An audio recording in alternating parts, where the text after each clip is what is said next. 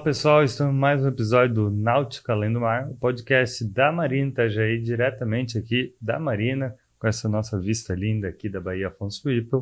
Estou aqui com a nossa querida Lari. E eu estou aqui com o diretor da Marina Itajaí, com o Carlos, em mais um episódio. E hoje a gente realmente vem mostrar como a náutica é abrangente, trazendo conosco um especialista literalmente do mundo das águas, né? Marcos Poletti aqui conosco, uma celebridade do mundo das águas, mas em outro viés, que é professor da Univale, do curso de oceanografia, pesquisador, e traz para a gente uma visão de como é importante cuidar de todo esse cenário maravilhoso que a Marina Itajaí está inserida e como equilibrar esses processos. Seja muito, muito bem-vindo. Obrigado, ao Lari, programa. Obrigado, Carlos. É um privilégio estar aqui com vocês, um prazer, né? E a gente poder falar sobre um tema tão abrangente, né? Que é a conservação e a proteção das águas costeiras, né? E marinhas. E, Marcos, fala um pouquinho sobre a tua experiência para as pessoas entenderem. Você é professor, pesquisador, mas tu tem uma baita experiência nesse universo ambiental, né? Isso, sou oceanógrafo, geógrafo também pela Universidade do Rio Grande. Daí fiz meu mestrado e doutorado na Universidade Federal de São Carlos, onde eu tive a oportunidade de trabalhar com duas regiões costeiras brasileiras. Uma foi a Ilha de São Sebastião, conhecida como a Ilha Bela, e também como município... grande destino náutico, inclusive, grande né? destino náutico, exatamente. E nessa época, inclusive, foi quando eu trabalhei na Secretaria de Meio Ambiente de São Paulo, no Plano Estadual de Gerenciamento Costeiro do Litoral Norte, onde tive a oportunidade de fazer a gestão, né, dessa região que vai de Caraguatatuba, Ubatuba, São Sebastião, Ilhabela e Bertioga. Era um programa do governo do estado de São Paulo. E depois eu vim para cá, para Itajaí, onde eu assumi a vaga de professor, né, na universidade, pesquisador também. E aqui eu desenvolvi minha tese de doutorado no município de Bombinhas, né, também, que é uma área espetacular, né? Só área linda, né? Só área linda. Só lugar ruim de passear. E durante esse período, daí eu tive a oportunidade de estudar em alguns países, né, para me especializar na área de gestão costeira, como na região de Rhode Island, onde tem realmente a região de Newport, né, onde tem grandes marinas, uma região muito interessante. Também na Universidade de Bolonha, na Itália. Newport passou a The Ocean Race? Passou também. Newport uma foi a etapa. parada após Itajaí. Após Itajaí. Isso. E também na Itália, também tive a oportunidade de na Holanda também. Eu estudei em Delft, né, que é uma cidade holandesa muito assim voltada para os estudos marinhos, né, dentro do Instituto de Hidráulica e Engenharia de Delft. Então, realmente foram experiências bem interessantes. Únicas. Né? Únicas. Em grandes centros industriais, né, da náutica, de fabricação, polos náuticos e também em áreas belíssimas navegáveis. Hoje o Brasil tem mais de 7.500 quilômetros de costa, se eu não me engano, 41 mil quilômetros de vias navegáveis interiores. Nós temos um potencial incrível para esse mercado, envolvendo o mundo das águas, na área de navegação. Mas para que isso se desenvolva, é necessário que haja um equilíbrio. Qual que é a sua opinião sobre isso? Qual que é a sua visão sobre a nossa costa brasileira, com a sua experiência? Então, eu creio assim que a costa brasileira, né, com mais de 8 mil quilômetros, né, de mais de 8 costa, mil. E nós temos a costa brasileira dividida em 5 grandes regiões: a região amazônica, a nordestina, a chamada das escarpas cristalinas, que vai de Cabo Frio até o cabo aqui de Santa Marta, né? E o litoral sul, né, do Brasil. Cada uma tem sua peculiaridade, e todas têm as suas potencialidades de serem utilizadas, né? Então, eu creio assim que nós temos uma região absolutamente diversa e com potencialidades econômicas, onde o turismo, né, principalmente, e outras atividades portuárias, também atividades hoje dentro do setor energético, navegação, Ou seja, a quantidade de usos, né, que nós temos dentro do espaço marinho, ele é impressionante.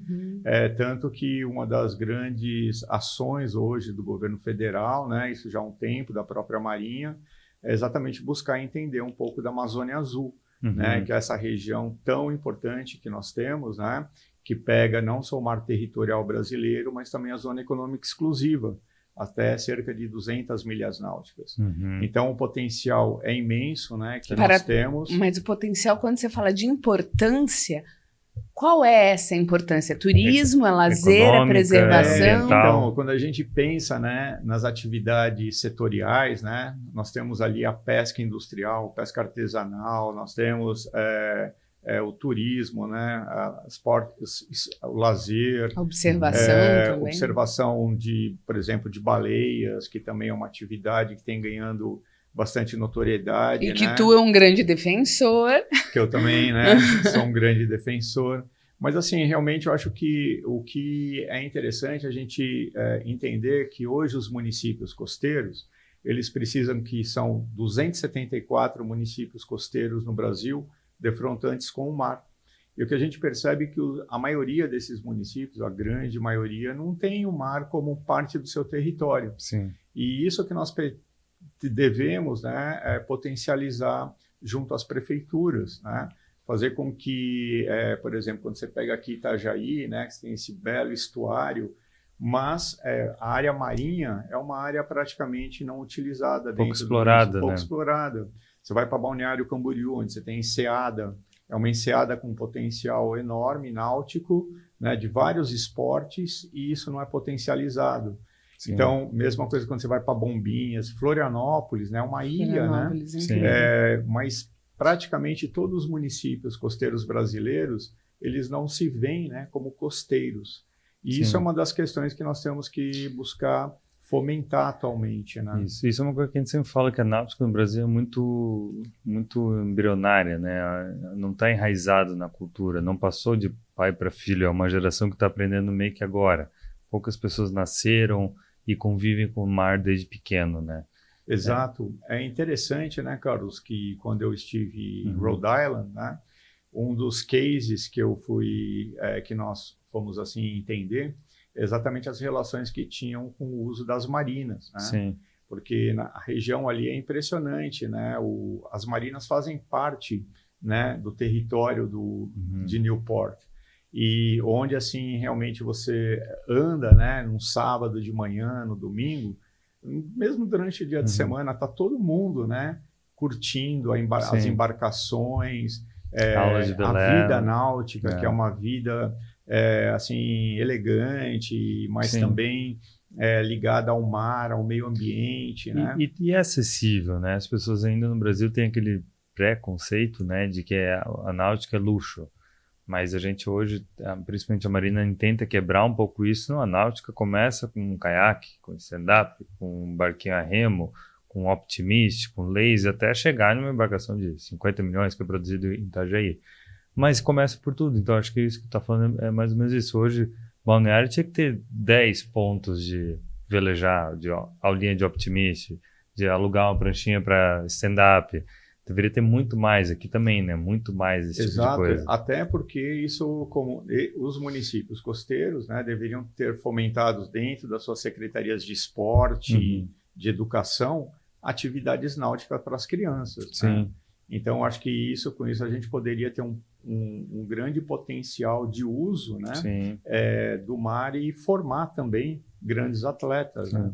E falando sobre a própria Marina Itajaí, a Marina Itajaí ela não está há muito tempo na cidade, mas se observa que quando ela instalou a sua estrutura aqui, mudou a cidade.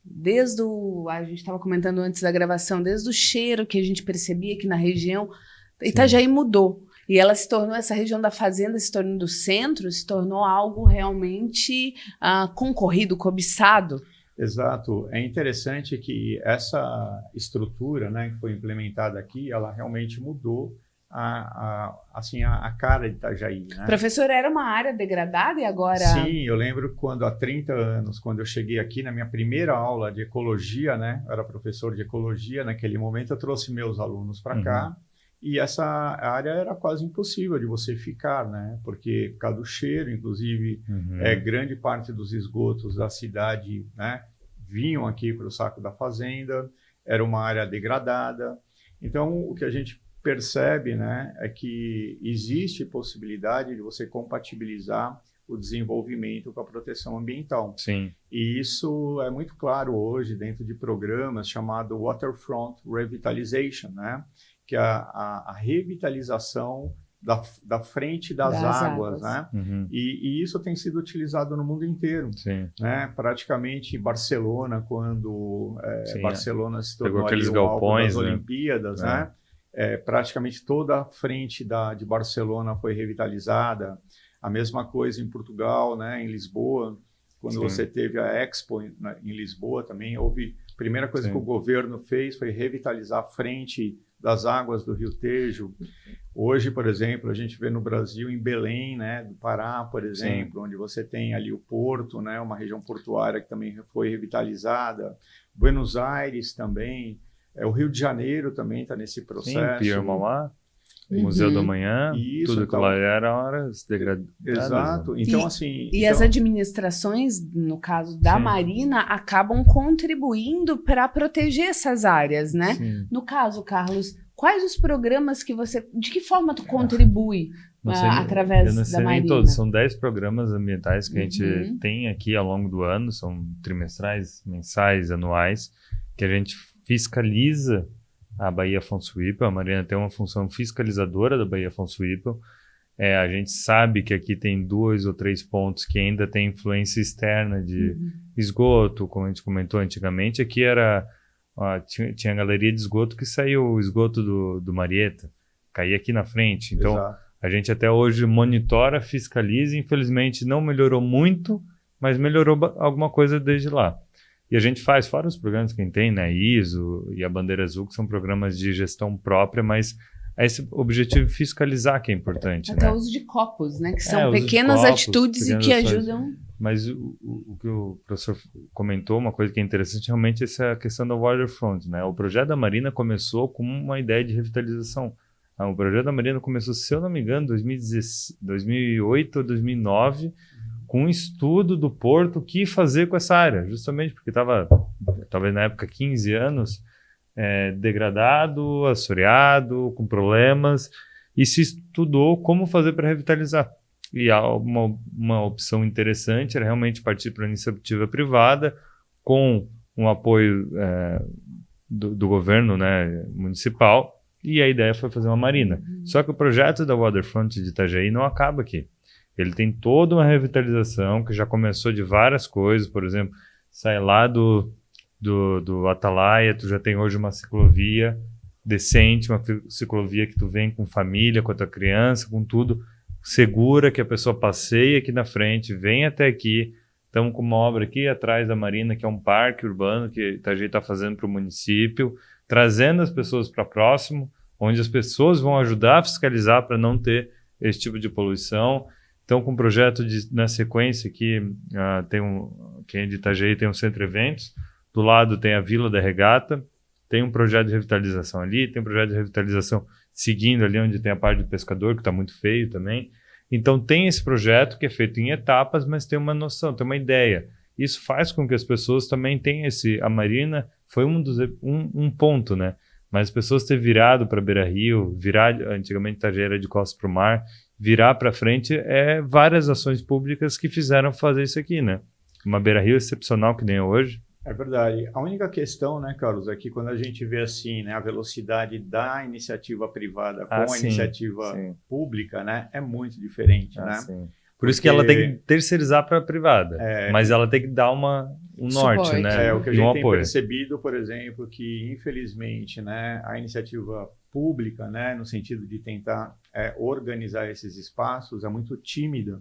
Sim. E poderia realmente ser muito mais rápida, né, para potencializar o turismo na região e outras atividades. A iniciativa pública, eles usam a oceanografia para contribuir nesses projetos, então, etc? Nós temos feito alguns trabalhos, né, com prefeituras. Na realidade, as prefeituras, elas são assim muito importantes, né, para nós. Recentemente, por exemplo, nós desenvolvemos o projeto Orla em Barra Velha, que é um município que tem grandes problemas de erosão, Sim, né?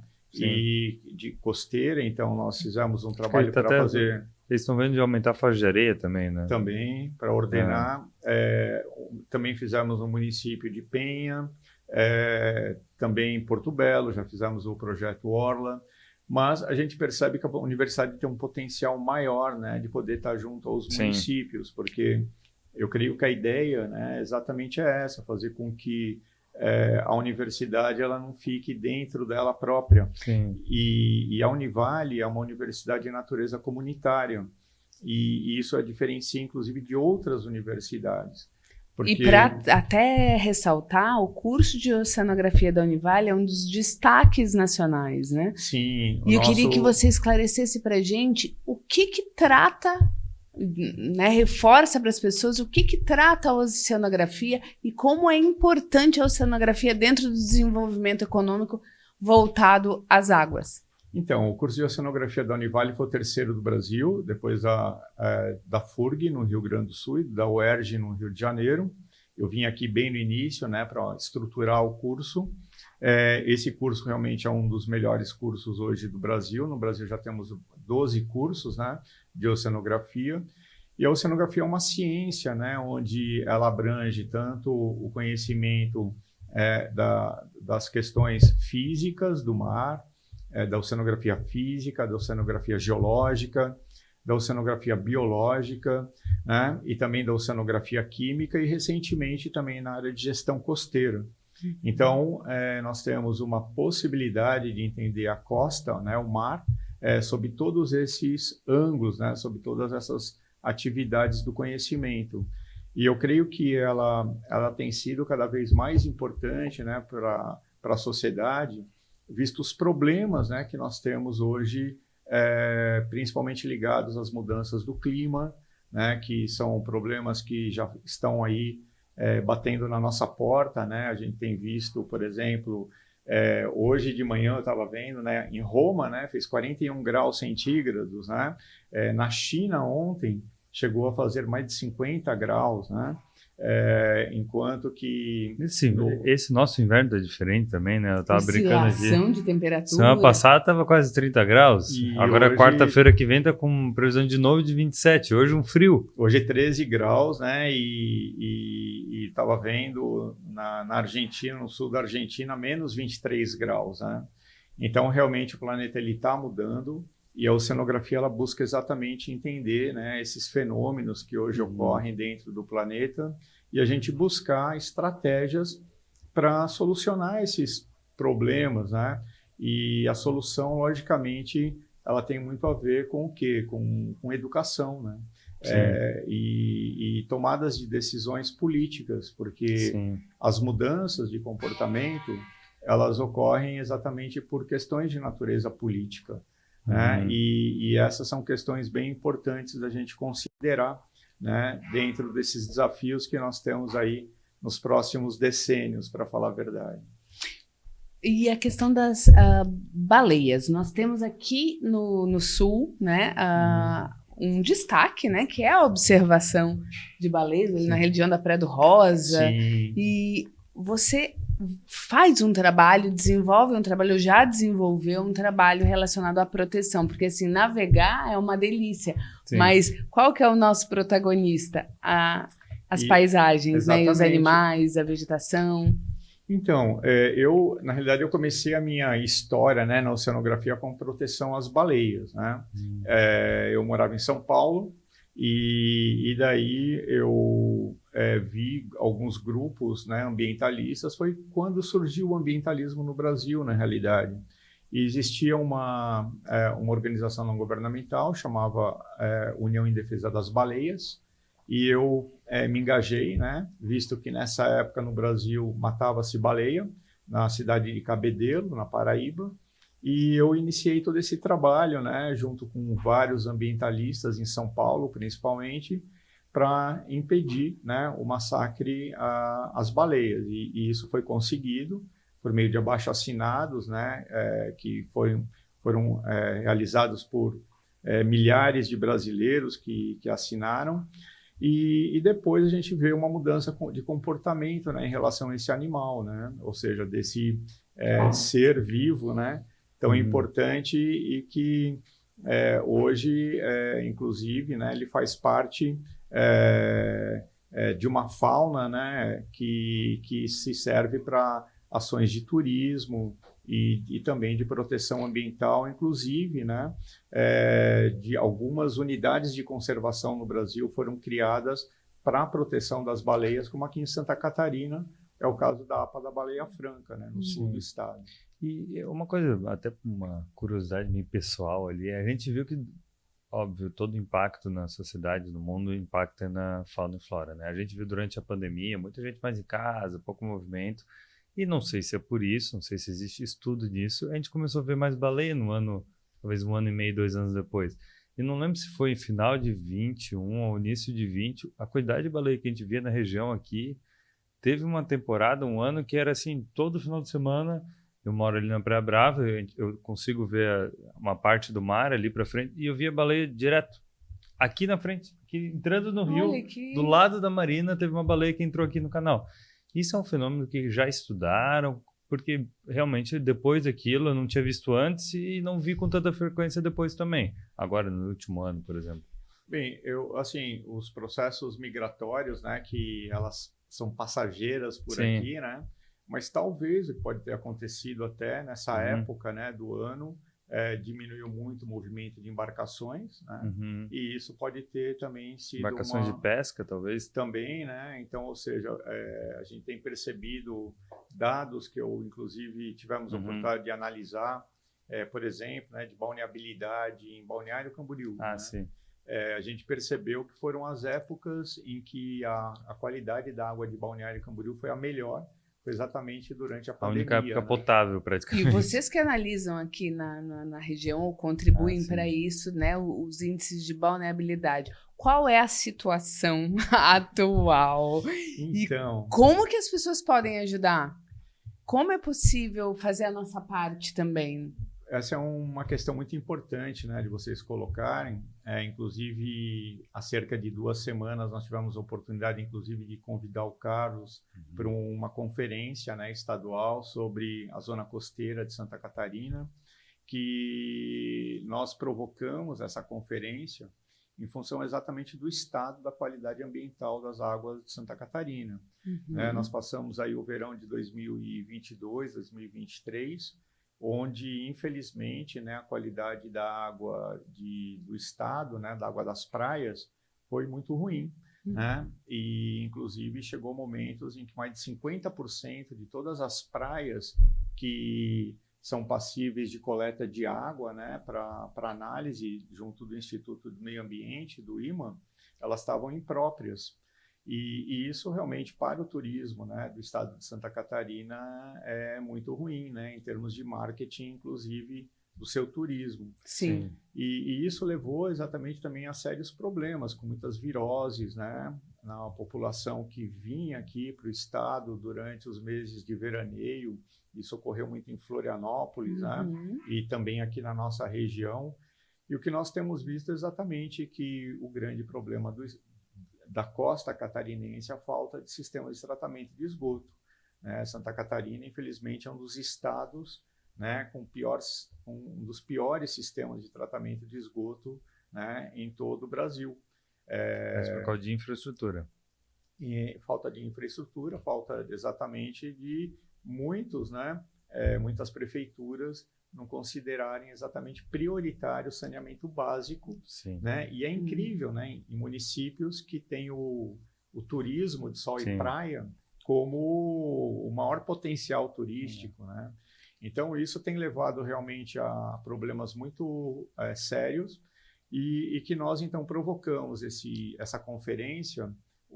Foram 16 mesas redondas, onde participaram 80 convidados, iniciativa privada, setores da sociedade, academia, para tentar entender o que está acontecendo. E a ideia agora, nossa, é estabelecer um sistema de indicadores de qualidade ambiental da zona costeira de Santa Catarina. Inclusive, como resultado, nós já coletamos os indicadores, né?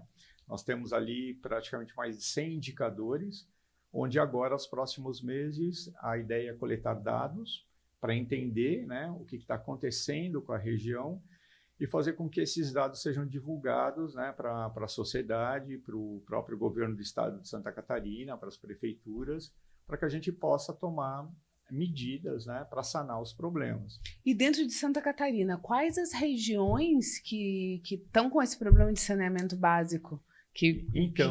Alguns destaques para a gente entender, né? Para você ter uma ideia, né, são pouquíssimos os municípios que têm uma estação de tratamento de esgoto. Né? Falar ao contrário, quais são melhores? Né? Talvez seja por isso. Então, né, eu vou colocar para vocês que, infelizmente, a situação é muito ruim, né? E que nós devemos, assim, realmente analisar, né? Governantes.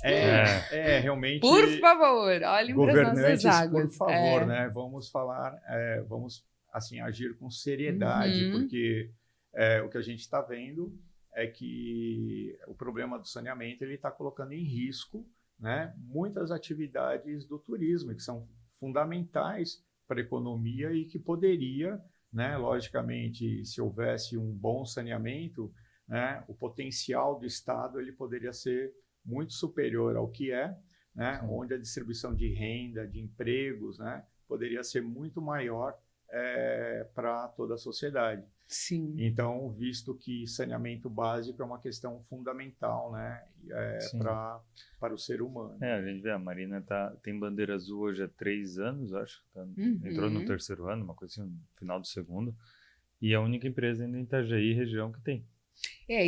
Até para esclarecer, bandeira azul, quando a região tem a bandeira azul, certifica que ela acompanha as práticas ambientais dentro das normas internacionais. Seria isso? Isso. Eu gosto de comparar a bandeira azul. A gente tem a bandeira e a ISO, né? E a ISO é mais a burocracia dentro da empresa. A empresa tem a burocracia necessária para ter uma ISO. É uma série de documentos, série de processo fiscalizado que não é comercialmente, tu não externa isso, é muito complicado explicar o processo. A bandeira azul já é a filosofia da empresa. Se a empresa tem uma filosofia de tentar divulgar, se a empresa tem uma filosofia de tentar ajudar, não necessariamente ela conseguiu o resultado esperado, mas pelo menos ela tem atitudes, ela faz programas, ela externa essa importância ambiental, importância que é o ecossistema. Então, são 2 selos e certificações que eu acho complementares. Então, uma é realmente a burocracia interna, a empresa realmente executa isso, e a bandeira azul ela promove muito isso. Então, por que eu cito isso? Porque a bandeira azul não é tão difícil ter. Hoje em dia, existem certificadoras aqui no Brasil, mais de uma, não é tão difícil ter. É só ter uma vontade e um desejo dentro da empresa de cumprir esse tipo de coisa. Cumprir essas ações. Exatamente. E quem pode ter bandeira azul, obviamente, bandeira azul é ligado à água, não é qualquer empresa que poderia ter, mas é empresas que estão em contato, como a gente tem uma porrada de empresa aí, né? Aqui subindo o rio, as praias, enfim, N empresas aí que estão em contato com a água poderiam ter. E até a prefeitura, né? Por que não certificar ali o Atalaia, que é uma praia organizada, cabeçudas? Eu vejo isso, sabe, Carlos? Porque a bandeira azul, né? Ela é assim um sistema de certificação muito educativo, né? E que não é tão difícil assim de você obter. Sim. Porque assim, para você obter a bandeira azul, você tem que são diversos parâmetros, mas de uma forma geral, você tem que ter segurança na praia, informação e educação ambiental, né, dentro de um determinado lugar, um bom sistema de gestão, né, de resíduos, né, e tudo mais, e qualidade do meio ambiente, a qualidade principalmente das águas e acompanhamento que tem que ser. Sim. Então é interessante porque, né, a bandeira azul ela assim, quando você tem uma ISO 14000, como é o teu caso, é muito mais fácil depois ter uma bandeira azul. Sim. Porque realmente é muito sofisticado, né? Ter um sistema de ISO. Né? Realmente é algo muito difícil, inclusive. Né? Inclusive, eu considero aqui a Marina como um exemplo para todo o Brasil. Né? E hoje a gente tem as ODS também. A gente já, não sei se já saiu, não sei ainda, já saiu? Então a Gabi já está me colando ali, porque eu já sabia que estava saindo. A gente já saiu as ODS também, a gente recebeu Que 3. ODS?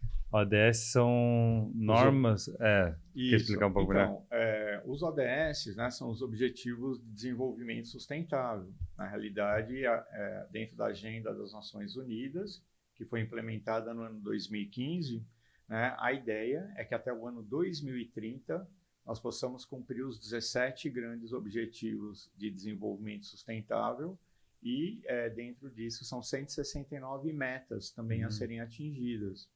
E é importante porque hoje se fala muito em ESG, né, que é Environment, né, Social and Governance. Então, ou seja, a base para você conseguir um ESG é exatamente estar ligado aos Objetivos de Desenvolvimento Sustentável. Porque as pessoas entendem sustentabilidade muito com natureza e não tem nada a ver. Tem a natureza em conjunto, mas é a ligação com as pessoas, com a sociedade, com o desenvolvimento, Sim, desde que exato. seja sustentável, né? E também na forma de gestão, né? Porque, por exemplo, você está dentro de um sistema de gestão, hoje em dia, dentro do ponto de vista da governança, né? É você governar ou administrar com transparência, né? Você saber a sua meta, você também levar em consideração todas as questões sociais, de empregabilidade, em questões de etnia, de raça, ou seja, e as questões ambientais também. Então, são 17 temas... Agir como um todo, né? Não todo. Isoladamente. Exato. Então, isso daí é até uma questão... assim, os ODS, na realidade, ele vem dentro de uma filosofia, né? De você avaliar o planeta de uma forma diferente. E não só o planeta, a forma como você lida com você próprio e com o teu próximo, né? Porque essa é uma questão muito importante, né? Dentro dos ODS, da bandeira azul, de uma ISO, né? É você ter cuidado com você como ser humano, né? De você sentir um ser saudável. Até a prática de uma alimentação, ela já começa a ser sustentável, né? Sim, o ODS 2, ele tem a ver exatamente com a questão da alimentação, né? Então, ou seja, da gente poder fazer com que o ser humano, de uma forma geral, né? Ele possa ter uma alimentação mais saudável, mais orgânica, que a gente possa impedir, né, os defensivos agrícolas, né? De uma forma geral, ou seja, a gente tentar buscar uma condição melhor para o planeta. E o desafio é levar isso para 8 bilhões de pessoas. Né? E esse é o grande desafio que nós temos. Né? Mas nada como começar, cada um fazendo a sua parte, né? E a Marina também traz grupos, escolas, né? Não, é justamente isso. Eu estou pegando a ajuda dos universitários, aqui a nossa Gabi está nos ajudando, porque a gente ainda não divulgou exatamente isso. Porque a gente recentemente foi classificado e ganhou o selo. A gente ainda vai fazer. Mas a gente fez... Spoiler. A gente fez 6 programas que a gente se encaixou para as ODS. E das 17 ODS, a gente ganhou 13 já. Então, a gente já cumpriu uma boa parte das ODS. Poucos que... A gente tem dos projetos Bahia Limpa, Bandeira Azul, obviamente... Padrinhos do Bem, Juntos pelo Rio e Programa de Gerenciamento de Resíduos Sólidos. São programas, alguns internos, outros mais divulgados na mídia. Por exemplo, campanha Padrinho do Bem é uma coisa que a gente faz mais interno. O Programa de Gerenciamento de Resíduos Sólidos é uma coisa mais interna também. Os outros são um pouco mais externos. Mas que repercute, de certo, exatamente. Né? E esse selo começou também com uma ideia de um dos nossos colaboradores que veio com essa sugestão. A gente... determinou algumas funções, mostrou alguns projetos, não foi nada muito assim, desenvolver um trabalho, contratar gente, não, a gente pegou o que a gente já fazia, vamos ver o que as ODS precisam, vamos fazer os novos, pensando em algumas pequenas ações que possam se encaixar de maneira fluida. Vamos tirar o primeiro, amanhã a gente consegue o próximo e tal, e a gente já foi bem feliz em conseguir 13 numa primeira tacada aí, que é bem legal. Carlos, porque na realidade eu fiz esse trabalho para a família Schirmer, né, para o Voz dos Oceanos. Nós fizemos uma parceria com o Vilfredo, né? Eles estão pelo mundo, né? Ainda. E a ideia foi fazer exatamente uma análise, né, de todas as ações que eles fazem com os ODS, com os objetivos. E eles também, né, conseguiram chegar praticamente em todos os ODS, né? É um trabalho muito impressionante assim que eles fazem. Mas eu acho que essa é a grande questão, né? De todos, né? Todos até aqui que estão nos ouvindo, né? Hoje, de assim ler um pouco sobre os Objetivos de Desenvolvimento Sustentável e ver como a sua empresa ela pode se inserir dentro disso, porque não é só um marketing empresarial, né? É uma questão responsabilidade. Assim, de responsabilidade, é o ethos social, né, que a gente chama. E isso eu creio que são pequenas ações como essas, né, de responsabilidade, mais do que responsabilidade, é comprometimento. Porque quando você se compromete, né, você passa a viver aquilo como parte da tua vida, né? Que eu acho que é o que você faz hoje. Né? Assim, as suas ações aqui todas fazem parte da sua existência, da sua vida, né? E eu acho que essa é uma questão muito importante, porque... E melhora tudo, né, professor? Melhora a relação com as pessoas, desenvolvimento da área que tu vive. Né? A gente sempre bandeiriza, a gente não é ecochato, a gente não é uma empresa que assim, não pode nada. A gente entende que são coisas, esses produtos que a gente não consegue tirar tão fácil. É um processo, é um trabalho. Quando a gente tirou os copos aqui da Marina, a gente falou, não, vamos tentar tirar os copos. Foi toda uma implementação, uma rotina. Agora, a gente não tem copo plástico na Marina em nenhuma área. Então, tu quer vir trabalhar, a gente teve um ano, deu garrafinha para todo mundo. Tu pode trazer sua garrafinha. A gente comprou copos que a gente utilizou em eventos e utiliza aqui. O funcionário tem a prática de lavar o copo após o uso. Então, são coisas que a gente foi implementando em 1 ano, 6 meses, 2 anos. São coisas que a gente vai implementando aos poucos, que no final acaba sendo fácil de implementar e tranquilo, não é algo desgastante. Ó, se eu virasse que não pode mais nada. Né? Não pode, a gente agora está tentando diminuir o número de papéis também, no papers e tal. A gente está entrando com um sistema novo e tal.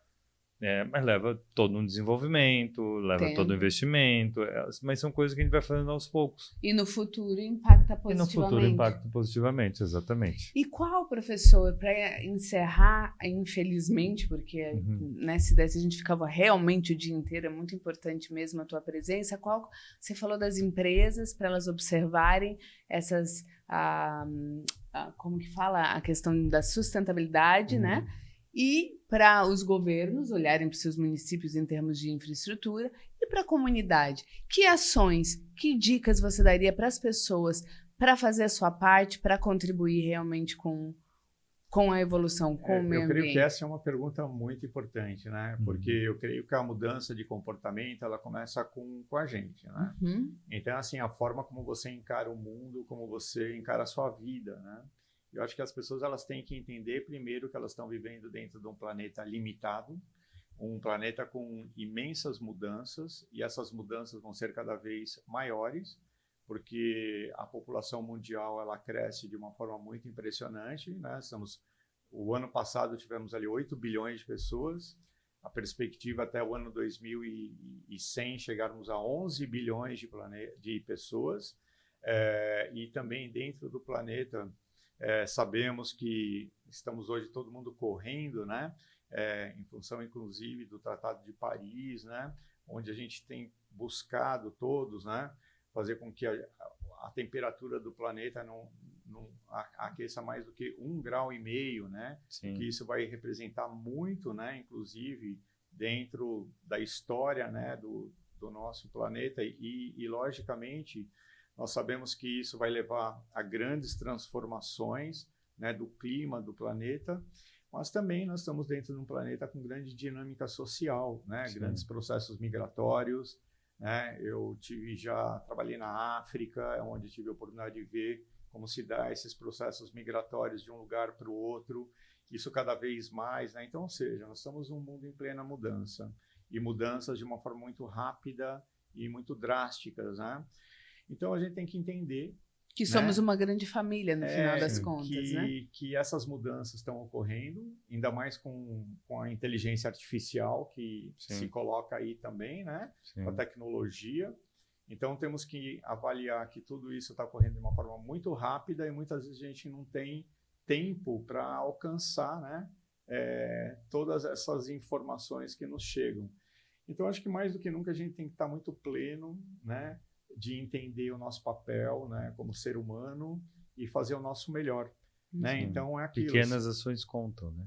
Exato. Se você é um sapateiro, você tem que fazer bem o sapato. Né? Se você faz o que você faz, você tem que fazer bem aquilo da melhor forma que você faz. Porque dessa forma você já está contribuindo para o melhor do planeta, mas entendendo essa finitude, né? E também outra questão muito importante, eu acho que mais do que nunca a gente precisa estar muito mais solidários uns aos outros, né? Sim. Porque a solidariedade é uma questão básica também dentro do mundo onde as injustiças sociais são cada vez maiores, e isso tende a ser acirrado, né, dentro do planeta. Então, eu creio que essa é uma questão de muita reflexão, né, que exige, e acho que nós temos assim também que voltarmos para nós mesmos, né? Assim como seres mais espiritualizados, entender, né? Sim. E quando vamos para uma praia, sentir o ar, né? O vento da praia, quando você vai tomar um mergulho, sentir o mar, né? Ou seja, a gente tem que sentir que aquilo faz parte de você também, né? A gente tem que, talvez, pela simplicidade, tem uma questão muito interessante, né? Nós fizemos para terminar, claro. Né? Nós fizemos uma pesquisa, uma aluna minha do doutorado, onde nós perguntamos, né? Isso foi de uma pesquisa que foi feita na Inglaterra, na década de 1980, se viver perto do mar é mais saudável, né? Os ingleses perguntaram, né? Viver perto do mar é mais saudável? E foi quase consenso. Só que eu quis fazer o mesmo trabalho no Brasil e ver como o brasileiro ele avaliava isso, né? E o que foi mais interessante foi que, quando nós perguntamos por que viver perto do mar é mais saudável, as pessoas vieram com as coisas mais simples, né? Como, por exemplo, ouvir a onda do mar, né? Sentir a brisa do mar, né? Isso foi perguntado para muitos brasileiros. E uma das coisas que mais chamou a atenção a gente, né, foi exatamente uma figura, né, que para mim é uma das mais simples que podem existir, que é o quê? As pessoas falam, olha, o que eu mais gosto é de sentar numa cadeirinha, né, na praia e ver o mar, né, em contato com o céu.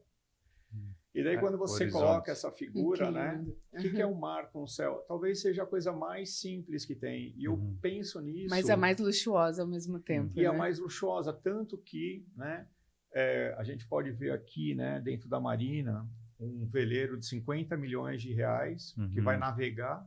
No final, você tem um veleiro com imensa tecnologia, mas ele está, né, vislumbrando a coisa mais simples que pode ter. Ele se rende ao mar. Que é o quê? O mar e o céu. Né? Sim. Então, ou seja, então a gente percebe que a simplicidade ainda, né, é a coisa mais luxuosa que tem. E a gente tem que entender exatamente o luxo, né, que é ter a natureza do nosso lado. Sim, e com certeza, e sempre, né? Porque a gente está voltado aí para o mundo das águas. Muito, muito obrigada pela presença, foi incrível. Também para ti. Obrigado. Uma lembrança da Marina. Obrigado. A gente agradece, então, como a Lara estava falando. Tivemos uma tarde incrível, exatamente, com histórias maravilhosas. Muito obrigada pela presença. Carlos, muito grato. Eu queria agradecer, né? O Carlos, eu tenho ele como referência de profissional e também de empreendedor. Espero que você tenha cada vez mais sucesso. Agradeço. E que a gente possa ver esse lugar cada vez melhor. A gente agradece. Obrigado. Conta com a gente obrigada Valeu. mesmo. Foi um prazer te conhecer. Um grande prazer mesmo. E o podcast Náutica Além do Mar segue aqui, levantando a bandeira do mundo das águas, com outros muitos entrevistados. Curta e acompanhe a gente. Toda quinta-feira, às 4h, no YouTube da Marina e no Spotify também. E no Spotify. Obrigado. Tchau, gente. Até breve.